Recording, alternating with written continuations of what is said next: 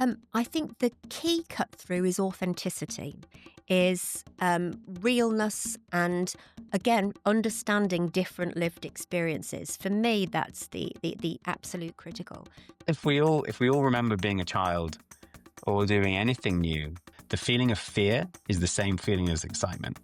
You just need to reframe it. But I actually feel it's kind of a rare thing to have those feelings and to embrace them. So as a company, we've always taken on, and as an individual, I think that excitement is actually part of what life's about. And I mean, what do you even call it? What do you do? Because you work in these crossover liminal spaces. So, I mean, in that context, I was being commissioned as an artist. I mean, the project in Havering on the roundabouts, I mean, it was an art commission for their public art program. So I was like, oh, I'm an artist now because I'm not a designer, I'm not an architect, I'm not an inventor. I'm being commissioned to create art. So I'm kind of largely at the moment still defined by the kind of work I'm doing, and whether the kind of establishment and the kind of ways of classifying things like it or not, about 80% of my work is commissioned as art. So really, if people ask me, I sort of say, well, I'm commissioned as an artist 80% of the time. I've got collections in lots of cities and galleries and museums. So, however, I'm trained as an architect. I've got a background and a real interest in design and design for manufacture, industrial design, but also an interest in um, cybernetics, interaction design, technology. So it's a real kind of combination. And do you think that your creative process has changed over time, or do you still return to those core things?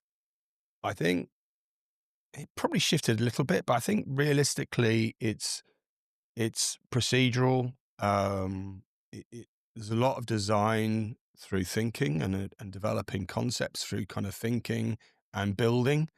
So probably not changed much. And the projects being site specific and quite often being permanent as well, which is quite unusual for these sorts of projects. Um, you align quite often with a process that is quite architectural. We have sort of, we sort of have a concept and feasibility stage. It's like working out what something might be. But then you start to develop what shape is it? What size is it? How big is it? How does it fit into the space that we're looking at? And we do visualizations that look like visualizations for buildings, but that will be for some sort of intervention that we're dreaming up. Um, and we're working on a 3-story high animated generative lightning strike at the moment in Tampa, Florida. And we visualize that as a moving, animated, living thing at this kind of stage of work. And then we jump into kind of technically, how do we do that? And with technology changing though all of the time, I mean, how difficult is that? How do you future-proof work like that? So there's a lot of core kind of technologies and processes in my practice and in the studio that supports me and collaborates with me. Um, and so really I liken that to sort of artists or designers having a palette, which they kind of are very familiar with. And mine is a high-tech mixed media palette. So whether it's light, whether it's screens, whether it's things that reflect light in a certain way, whether it's robotics, whether it's combinations of materials, whether it's systems, those are all things that, we spent a lot of time honing. There's a lot of first-class research in and around that. I mean, we're doing things, some of the things we're doing have never been done before. So there's some really interesting invention happening around that. In terms of future-proofing it, that's really thinking about, I mean, the ideas come first, the concepts come first. So for me, I need a strong idea from myself and all the team to underpin an idea. And then really the palette and the technology come second. And then it's got to be right. It's got to be robust and timeless and elegant. And it will be then the idea that gives it that longevity, that allow it to kind of perform and also allow people to be ambassadors for the pieces as well. One of the striking aspects of your work is how it engages with people's movements and emotions. What role do you think interactivity plays in modern public space? I mean, I think interactivity should have a big role. And is a challenging question, because there's a lot of technology in public spaces that is taking things potentially in some people's eyes away from us. Anonymity, um, control. And, we're aware of how spaces are used. We're largely aware of where people are. We are largely aware of where people are as individuals. But in my work and the studio's work, I'm kind of really interested in turning that into something that really is humanized and that is playful and kind of and much more engaging, that turns that something that's a threat into something that's kind of interesting, that can be made into good use. So I like to see the kind of people that exist in public spaces as the audience, as the sort of collaborators, but also as an essential part of all the artworks and kind of designs that I'm creating. And without that interaction, they'd be not nearly as interesting. Communication, when it's done well, obviously, holds such power in shaping not only opinion, but actually identity too. That's a great question. And if I may, I'll share a personal story to perhaps hopefully bring this to life. I come from a very multicultural, multi-religious, multi-experience family background. So my grandfather, at the time he was the son of the leader of a mountain tribe in Persia at the time. It's now Afghanistan, and this Persian Muslim chieftain's son left to go round the world as a merchant seaman, and met and married a Flemish-speaking Belgian Catholic market trader, and emigrated to originally Liverpool and then to Hull. So one of the docks in the 1920s. Very, very challenging environment to be part of a multi-race, multi-religion community at that time of the 1920s, and very successfully raised a family of 8, and was very much a centre of the community, not only for other Persians at the time, but more generally the immigrant community in Hull.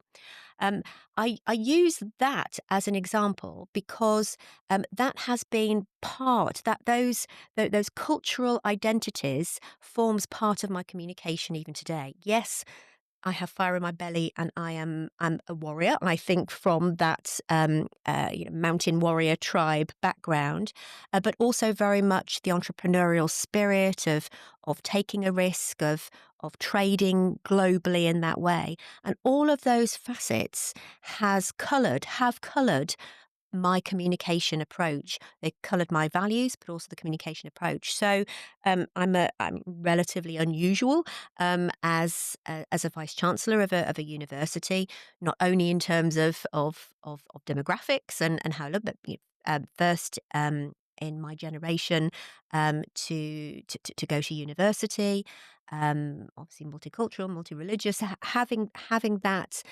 background. Educated in a modern university, all of those lived experiences colour the communication approach that I take going forward. It also, I think, enables me as a marketer. Fundamentally, I'm an academic, but I'm an academic in international business as well as a leader. Helps me take that lift out of my own shoes into other people's shoes, and appreciate and value the richness of different perspectives and different lived experiences. And if there's one thing that I think has aided the richness of my understanding of communication, it is that diversity of thought always creates value. So the way that we communicate has drastically shifted. First, it was the internet and social media. Now, of course, it's AI. It feels as if we're in an age of unprecedented noise, brands, institutions, even individuals, all vying for attention. What do you think cuts through, and why? I think the key cut through is authenticity, is realness, and again understanding different lived experiences. For me, that's the absolute critical. So at the University of East London, this is the most socially inclusive university in the country. Our diversity of thought approach recognizing and embracing different lived experiencing and genuinely believing beyond even the moral and the ethical, from a business perspective, there is real economic value in bringing diversity of thought to the top tables. And indeed, the research is overwhelming in that diverse top tables significantly outperform non-diverse top tables. And um, uh, recognizing that that approach means that the University of East London graduates, with their particular creativity and innovation and experience in that diversity of thought, means that they have a real competitive advantage out into the future workplace. Well, your company is Magnopus, and you recently did a reimagining of The Wizard of Oz at the Sphere in Las Vegas. It was a huge landmark event in immersive cinema. I wonder what that project taught you, and perhaps you could just explain to us a little bit what it looked like, what it felt like. Absolutely. We're very proud of the project. This, just for context, the Sphere in Las Vegas is a giant sphere. It's a 20,000 seater cinema screen that wraps around you in all directions, from floor to ceiling, from side to side. And we consider it a 20,000 seater VR headset in lots of ways. It's so immersive. It has the most incredible sound system in the world, 168,000 speakers, and the screen size is the size of 7 football fields. It's unbelievable. And so one of the challenges they have for that is what content goes on that screen is very difficult to create, let alone to capture something new, but to reimagine something old. You have two choices. It used to be just put it in the middle of the screen, and then you may as well go to a normal cinema, or do you stretch it out and it will look terrible stretched out that big. So we were asked to take the beloved Wizard of Oz, the original, and reimagine it for that screen and reformat it. Now, if you imagine that if we expanded the frame in all directions, or if, the original movie we shot on a lens that was wide enough, you would pick up all kinds of additional things. The character before they entered and exit frame, or you'd be seeing the Emerald Towers rise above you. And so we were the first company in the world to use generative AI and the Google DeepMind team's technology to expand the movie using outpainting, which is inventing all of the things that are outside of the frame. And that process over the last 12 months has been incredibly difficult, if you imagine, let alone it's such a new and emerging technology, but to really harness it in a way that creates meaningful, impactful performances, to take something that we all know and love and give it to us in a new way. And the best thing is that people go and see this movie, and it's more like a theater experience now.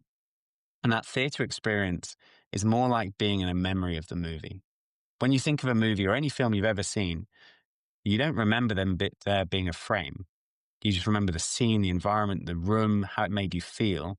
And the Sphere does that to you. It makes you feel like you're actually standing in front of the Emerald Tower, or you're in Munchkin Land.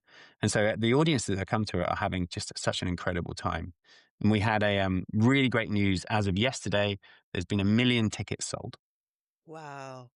That's extraordinary. So, I mean, essentially, you were inventing new technology in order to do this. It's one of key skills that Magnopus has, is being asked to do very hard, difficult things that no one's done before. And we have an incredible team of creative technologists that run full on to really push the boundaries. It's applied research company is the best way of thinking about us.